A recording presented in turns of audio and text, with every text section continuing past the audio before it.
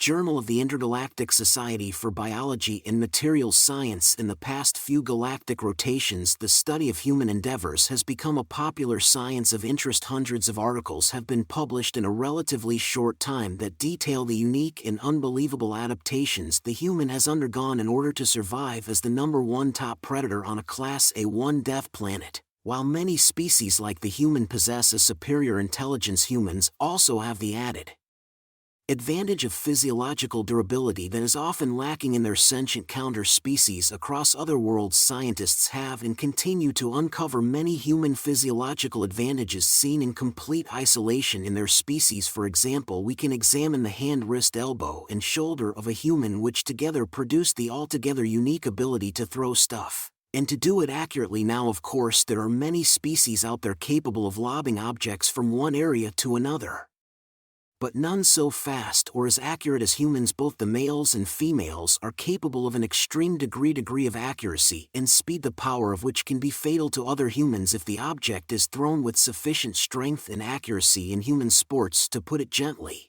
a baseball pitcher can toss a ball into a 2t diameter square at speeds somewhat over 100 miles per hour. See footnotes.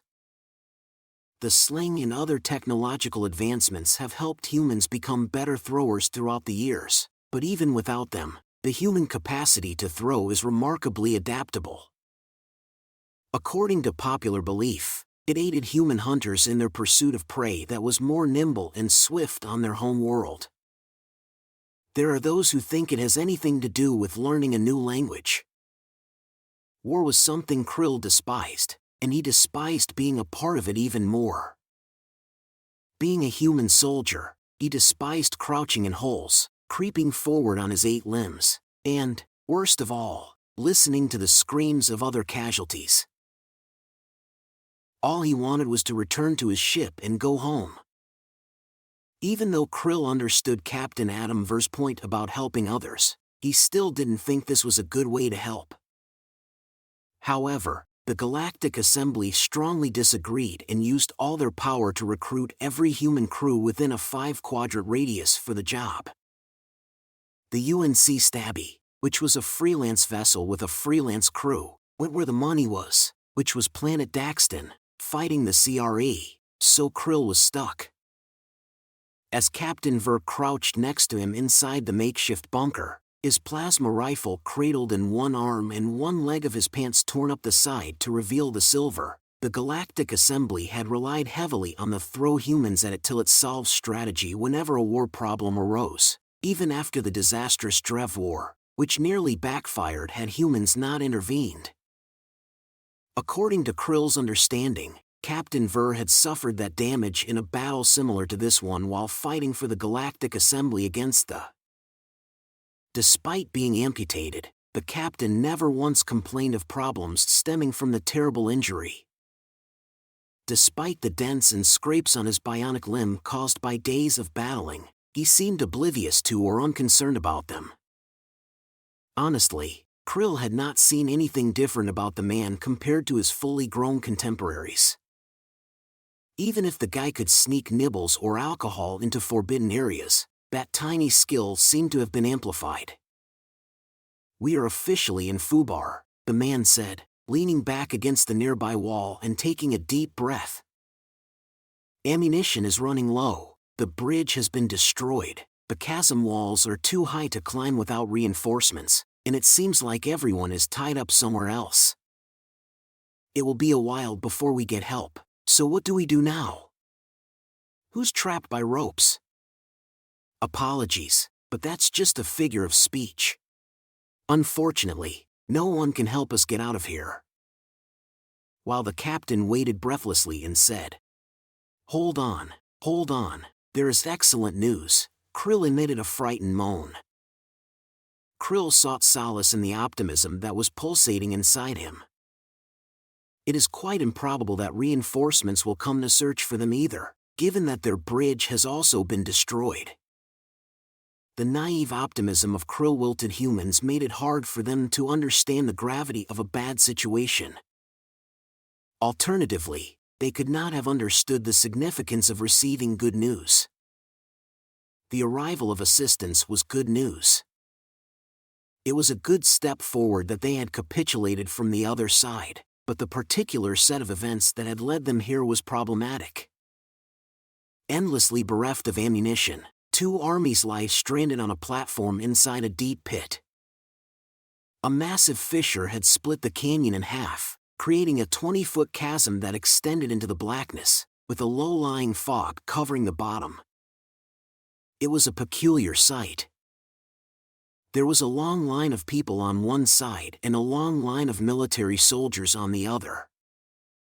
They were standing there, gazing furiously at each other, making motions, and jeering. The line had been going on for hours, yet it was still noisy, lengthy, and creative. The worms were wriggly and drooping. The most fundamental interstellar insults have been exhausted long ago by you slimy, mangy, malformed flesh toads. Initially, the enemy side would use insults from their own tongue, but when they mastered that, they would simply combine words to create new insults. It seems likely that you were all toting umbrellas when God decreed that all of his creatures should be beautiful. Surprisingly, the humans still had enough new obscenities to throw about.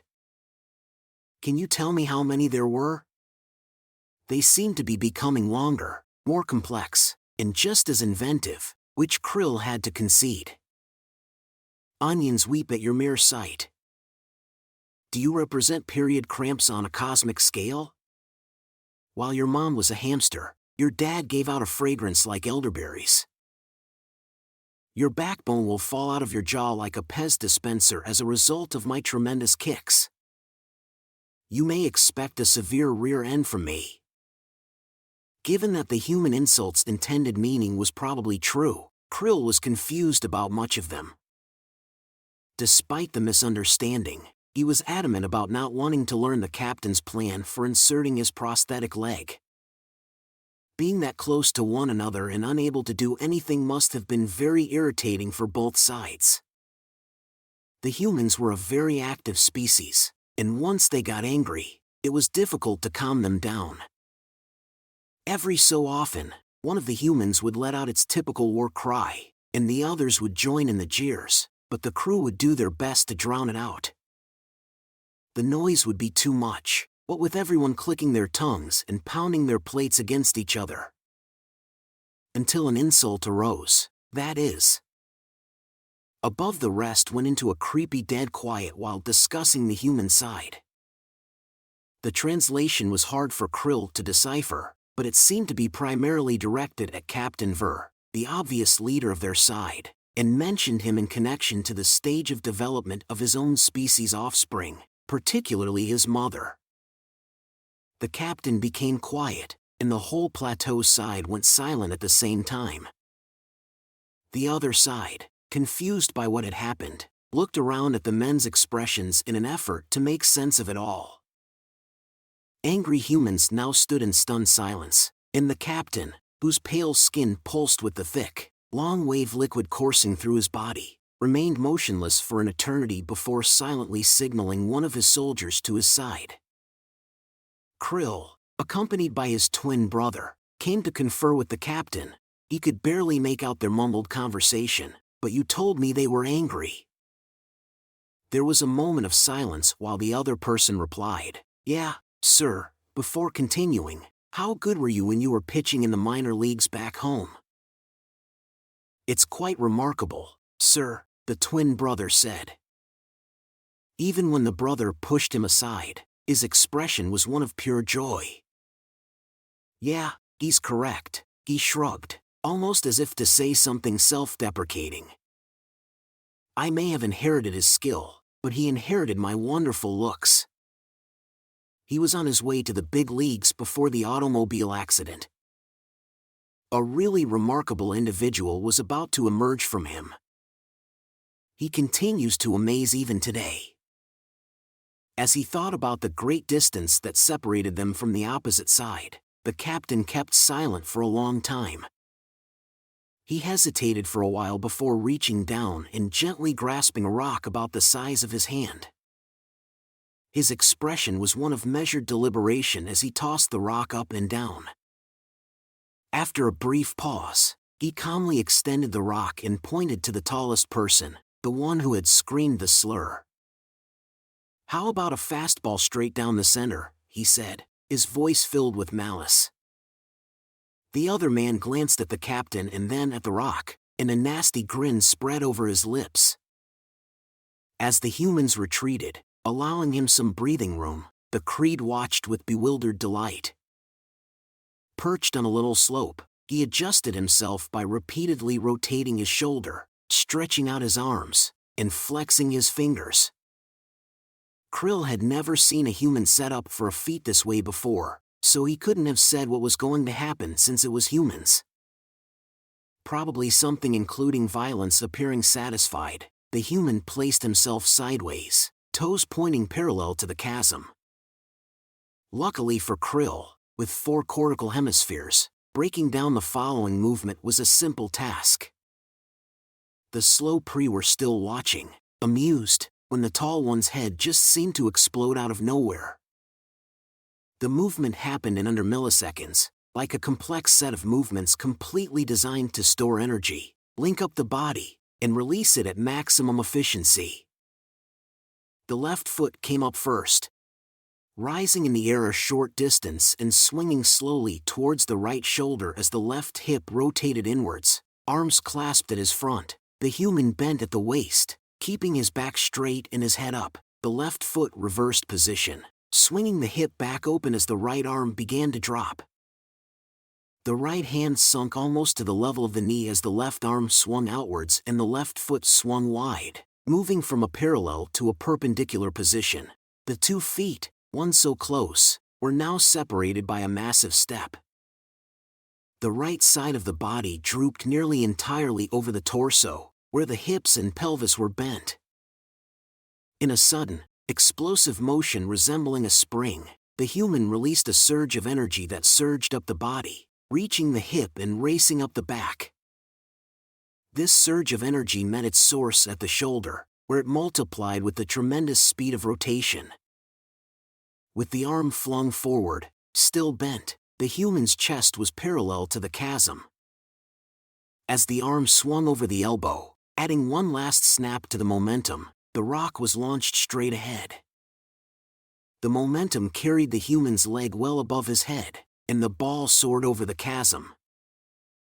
Krill couldn't keep up with the rapid pace of movement, but he couldn't have missed the sickening thud and crack as the rocks hit the Creed general's head, sending yellow blood splattering everywhere. What little remains of the head is knocked back, and the feet shoot upwards, slamming the Creed general onto the stone below with another sickening thud. Cortical tissue flowed into the stone as the exoskeleton crumpled and cracked like an egg. The crew stood in shocked quiet, admiring the humans in a weird way, until the battle cry arose. Then, squeals of terror erupted as 100 humans hurried forward, each carrying their own set of stones. One after another, they launched hundreds of projectiles into the air, one after another. Far behind them, someone could be heard requesting materials to construct a truchet, as if he wanted to go bigger. After all, that is what humans do. Meanwhile, those trying to escape were stumbling over each other in their haste to kill. An alternative approach was used by one of the female humans, who ultimately rolled the weight back onto her left hip. In order to do this, she extended her right leg forward. Like her male counterpart, she stepped forward with a broad stride, lifting her left leg and right arm in a coordinated movement. She then turned her body to save momentum as her left foot struck the rock again, this time high over her head. Finally, she let her elbow break through the arc space. She accomplished this by pinning the rock perpendicular to the ground and swinging it backwards over her head. She was in a figure-8 position. She then brought her arm back down in an underhanded arc and pushed from that position. The rock bumped against the throat of a crack as it ascended. As the lieutenant sprinted in the other direction, he sank to the stone and choked on his broken vim pipe. Humans let out cries of victory as they metamorphosed into missiles and unleashed fire with a precision Krill had never seen from organic movement before. Of course, they had failed to hit some targets, but on the whole, they were successful in making contact and destroying carapaces, exoskeletons, and anybody else who couldn't withstand their attacks. Near the bottom of the chasm, survivors began to pile their dead corpses on top of each other in mounds of garbage, either sobbing from the pain of their broken bones or lying still in pools of their own blood. Surprisingly, not a single person had been hurt despite the chaos unfolding on the battlefield before them. With a grimace of pleasure on his face, Captain Ver approached Krill, who he started to touch on the shoulder. Captain Ver drew forward to Krill, who remained frozen in shock and awe. "Am I correct in saying that middle school Pete is a blessing?"